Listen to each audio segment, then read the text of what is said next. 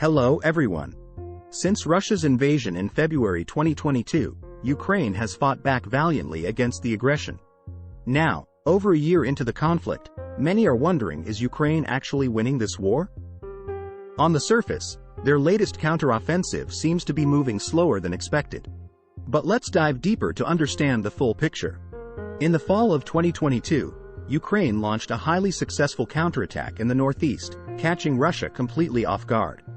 Brilliant deception about where they would strike allowed Ukraine's forces to sweep around scattered Russian units and rout even Russia's most elite formations. It was a stunning blitzkrieg campaign resulting in the liberation of thousands of square miles of territory. The 2022 fall offensive benefited enormously from the elements of surprise and deception. Russia was fixated on defending the southern city of Kherson. Ukraine fed into this perception with a feint attack in the south to pin Russian forces there. Then, they abruptly unleashed the main thrust in the northeast where Russian defenses were weak. This time in 2023, the offensive goals were clearly telegraphed: drive towards the vital port cities of Mariupol and Melitopol to cut off Russian forces in Crimea and occupied southern Ukraine. Accordingly, Russia spent months intensely fortifying the approaches along the expected axes of attack, having correctly anticipated Ukraine's moves. Miles of trenches, anti-tank ditches, dense minefields with over 500,000 mines, and pre-sighted artillery with interlocking fields of fire lay in wait to bleed out any Ukrainian assault. Russia also moved its most capable remaining units to defend the region. So when Ukraine began probing assaults this spring, they encountered these fortifications head-on. The expected massive breakthrough never materialized. Russia had also thrown its depleted attack helicopter fleet back into the fight, inflicting damage on Ukrainian spearheads through daring low-altitude strikes. Ukraine's tanks and infantry fighting vehicles, including new NATO-provided Leopards and Bradleys, were instead committed in small mobile groups across the front. Their goal was to probe for weaknesses and divert Russian attention. But Russia's defenses proved too formidable to breach quickly. Faced with the brutal realities of modern defensive warfare, Ukraine adapted. Instead of fixating on trying to force a decisive penetration immediately, they shifted to a smarter long-term approach, a war of attrition to grind down Russia's combat capabilities. Ukrainian artillery and HIMARS rocket salvos relentlessly hammered Russian guns, command posts, supply lines, and air defenses. The new goal was to destroy, degrade, and disrupt Russia's ability to wage war. Strikes deep inside Russia by drones, missiles, and sabotage further eroded logistics and production capabilities. This strategy is steadily paying dividends. Ukraine continues seizing ground in incremental bites while forcing Russia into a death spiral of unsustainable losses in both equipment and manpower. $200 million S-400 air defense complexes mysteriously explode near airfields in Crimea as Ukraine's special forces run rampant behind enemy lines. Entire Russian battalions are ground down defending insignificant villages for the sake of Putin's propaganda. Meanwhile, the arrival of advanced Western main battle tanks, armored vehicles, and aircraft promises a bleak future for Russia's demoralized and ill-equipped conscripts trapped on the front lines. The Ukrainians have turned Russia's taunts of copium against them as Ukraine methodically dismantles the underpinnings of Russia's ability to continue the war. Advanced Western weapons are enabling this. Javelin and NLAW anti-tank missiles have destroyed over 4,000 Russian armored vehicles.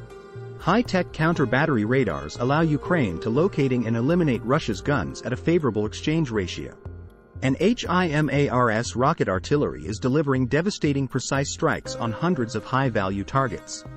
In addition, American FGM-148 Javelin and Swedish NLAW anti-tank missiles have wreaked havoc on Russian armored formations.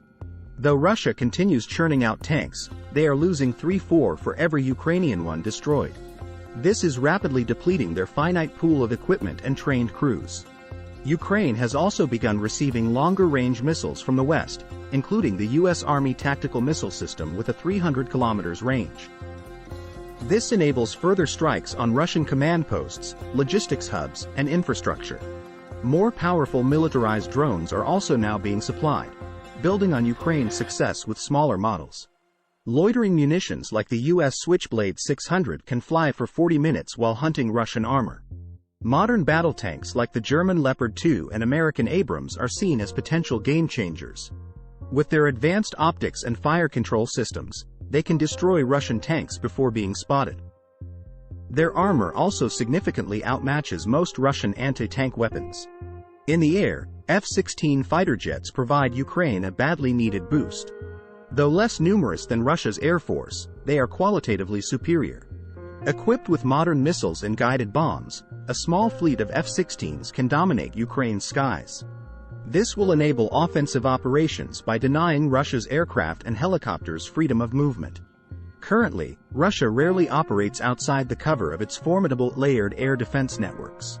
Securing air superiority is crucial to enable the type of sweeping armored thrusts needed to retake large swaths of occupied territory, as demonstrated by Western militaries in conflicts like Desert Storm. Meanwhile, the costs for Russia continue compounding. Its equipment losses are unsustainable, and worse, irreplaceable in some cases. Ukraine claims Russia has lost over 75% of its Ka-52 attack helicopter fleet, a gap that cannot be rapidly filled. Manpower is also a creeping disaster. Russia has suffered over 200,000 casualties, both killed and wounded. The combat effectiveness of its undertrained conscripts and mercenaries is far below that of Ukraine's experienced soldiers. Morale is plummeting among Russian troops as reports filter back of sinking ships, bombed airfields, rampant corruption, and poor supplies. Many are unwilling to fight. Captured soldiers express shock at Ukraine's fighting prowess versus the lies told by their leaders. In summary, Russia's extensive defensive fortifications have slowed the latest offensive's pace. But Ukraine has adapted, evolving their strategy to attrite Russia's military machine while liberating territory through incremental gains. With the West's continued support through advanced weapons and economic aid, Ukraine's patient strategy of sapping Russia's combat strength is slowly choking the life from its aggression. Reports of the offensive stalling are premature. Ukraine is still winning, just in a different way than many observers initially expected.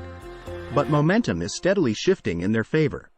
Russia is running out of time, money, equipment, and soldiers.